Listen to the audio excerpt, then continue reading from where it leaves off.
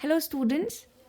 सो आज से हम एक सीरीज़ शुरू करेंगे जो कि CBSE 25 के लिए जो है एग्ज़ाम पॉइंट ऑफ व्यू से क्या है इम्पॉर्टेंट है।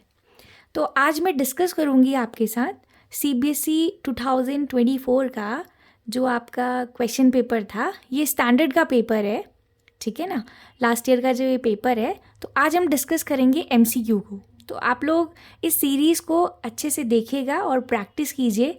और देखिए क्वेश्चन इन्हीं में से आपके आएंगे। हो सकता है आपकी वहाँ डिजिट्स चेंज हो जाए, अदरवाइज़ ये क्वेश्चन जो है ये इंपॉर्टेंट क्वेश्चन है। तो आप लोग सीरीज़ को देखिए, ठीक है, और प्रैक्टिस कीजिए। तो आप देखिए जो ये लास्ट ईयर का पेपर है हमारा, उसका जो पहला वाला क्वेश्चन है, मैं पहले MCQ को डिस्कस करूँगी और फर्दर हम क्वेश्चंस देखते रहेंगे। तो देखिए पहला क्वेश्चन आपको बोलता है if the sum of the zeros of the polynomial PX, ठीक है, ये PX का मतलब आपको पता है polynomial in terms of x is equal to 2x² minus k root 2x plus 1 is root 2। मतलब ये जो आपको पॉलिनोमियल है, ये गिवन पॉलिनोमियल, इसके जो जीरोज़ हैं, जीरोज़ का जो सम है वो कितना है कह रहा है क्वेश्चन, √2 है बोल रहा है, ठीक है। Then the value of k is, कि k का वैल्यू क्या होगा। सिंपल, सबसे पहले ये चार ऑप्शंस आपको दे रखे थे, ठीक है, ये A B C D है। ये चार ऑप्शंस में से k का कौन सा वैल्यू होगा आपको वही बताना है। तो सबसे पहले मैं आपसे बात करती हूँ, जो आपका पॉलिनोमियल है उसको हम लिखते हैं क्या है वो है आपका 2x² minus k root 2x plus क्या है 1 है, ठीक है।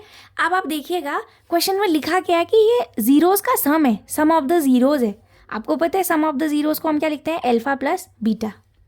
If say alpha and beta are the zeros of this polynomial, तो उनका सम जो होता है जीरोज़ का वो किसके बराबर होता है आपका, दिस इज हम लोग क्या लिखते हैं -b/a। एक्चुअली जो ये b होता है ये क्या होता है, ध्यान भी दीजिएगा, ये कोफिशिएंट ऑफ क्या होता है आपका x होता है, डिवाइडेड बाय जो ये a है ये क्या है आपका कोफिशिएंट ऑफ क्या है x² है, राइट, ठीक है। और माइनस साइन क्यों आता है वो भी आपको पता है। जनरली हम लोग जो है जब जीरोज़ का सम लिखते हैं तो उस पर आपका जो भी आप कोई भी पॉलिनोमियल को स्टैंडर्ड फॉर्म में लिखते हो तो आप लिखते हो ax² प्लस bx प्लस क्या लिखते हो c करके लिखते हो। तो वहीं से निकला है, जब आप a से इसको डिवाइड करोगे तो it will become x² plus b/a x plus क्या हो जाएगा c, ठीक है। और ये रिलेशन है आपका जो कि ज़ीरो सम, जो ज़ीरोज़ होते हैं उनका सम का रिलेशन है, ठीक है। तो यहाँ से जो है देखिए आपके b/a जो है वो कौन है, x का कोफिशिएंट है, आप देख भी सकते हैं, राइट। तो वही हम लोगों ने लिखा है। तो ये क्या दिया है आपको, alpha plus beta is equal to, इसकी वैल्यू आपको दे रखी है क्वेश्चन ने, दैट इज √2 हेयर, मतलब सम ऑफ द जीरोज जो है वो √2 के बराबर है।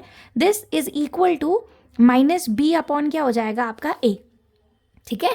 तो अब आप एक चीज़ देखिए, जो आपको क्वाड्रेटिक इक्वेशन गिवन है, इस क्वाड्रेटिक इक्वेशन से आप ज़रा चेक कीजिए कि आपका b जो है, it means that is the coefficient of x here, उसका वैल्यू क्या है, देखिए k√2 है।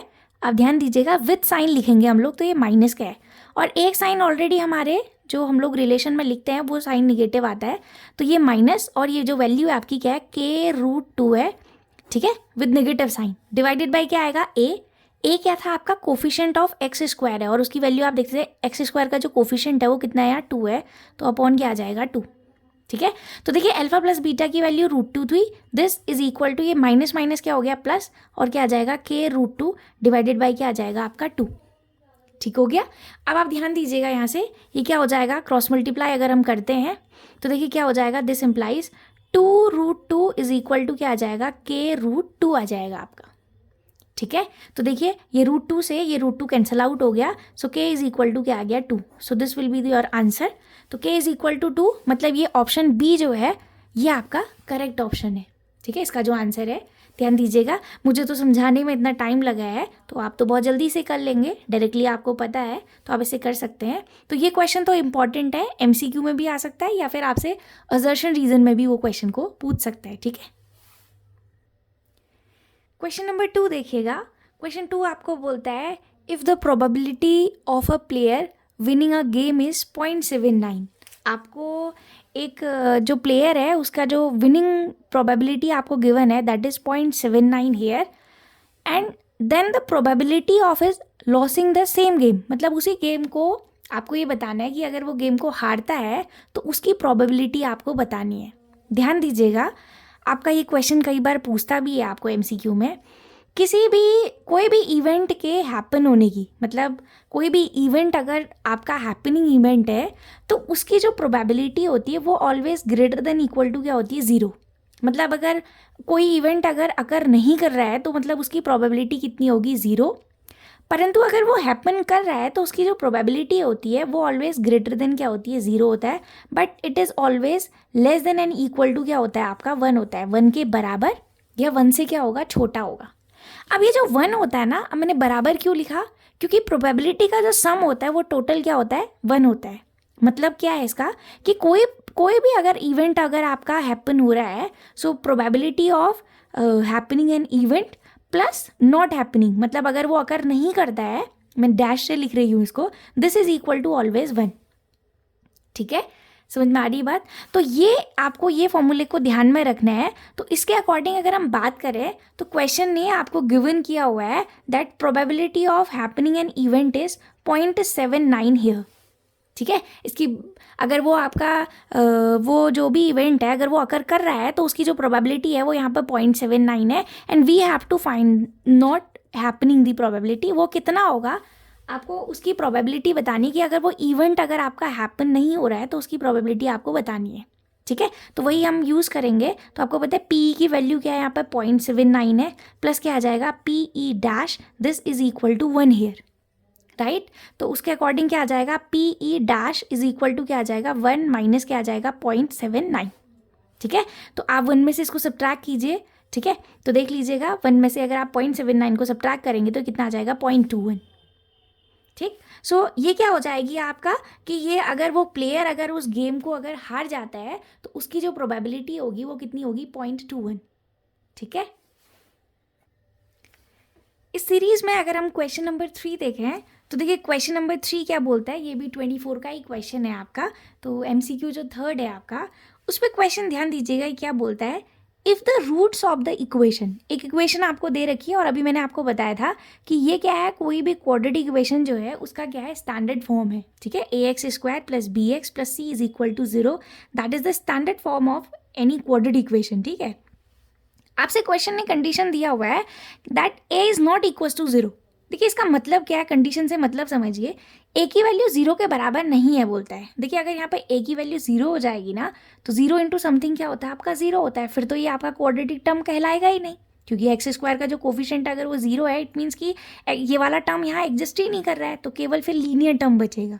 ठीक है ना, तो आपसे बोलता है कि अगर इस क्वाड्रेटिक इक्वेशन के जो रूट्स हैं, आपके रूट्स जो है वो अगर रियल है और क्या है आपके इक्वल है, if the roots of the equation, ठीक है, ax² plus bx is equal to 0 are real and equal. Condition question ने दे दी है आपको कि इस equation ax² plus bx plus c के जो आपके रूट्स हैं वो रूट्स कैसे हैं, क्वेश्चन बोलता है आपको एक तो रियल है और प्लस क्या है आपके इक्वल रूट्स हैं। दोनों कंडीशन क्वेश्चन ने आपको दे दी है।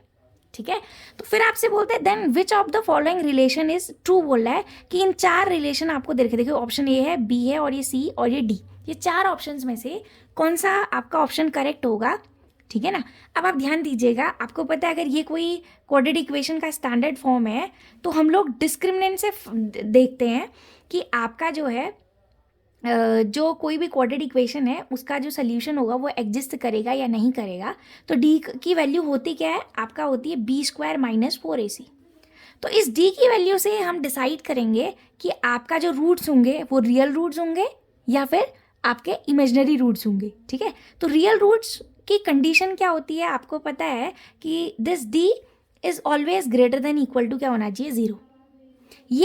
ये डी की जो वैल्यू है वो ऑलवेज क्या होनी चाहिए, 0 से बड़ी या उसके बराबर होनी चाहिए। This is the condition for real roots, ये केवल रियल रूट्स प्लस, अब आप ध्यान दीजिएगा ये रियल रूट्स की कंडीशन है। अब इस रियल रूट में 2 कंडीशंस निकलती हैं आपकी फर्दर कि या तो आपके रूट्स डिस्टिंक्ट होंगे, ठीक है, डिस्टिंक्ट मतलब अलग अलग रूट्स होंगे, या फिर आपके रूट्स क्या होंगे, बराबर होंगे, दैट आर इक्वल रूट्स। ठीक है, 2 कंडीशन निकलती है।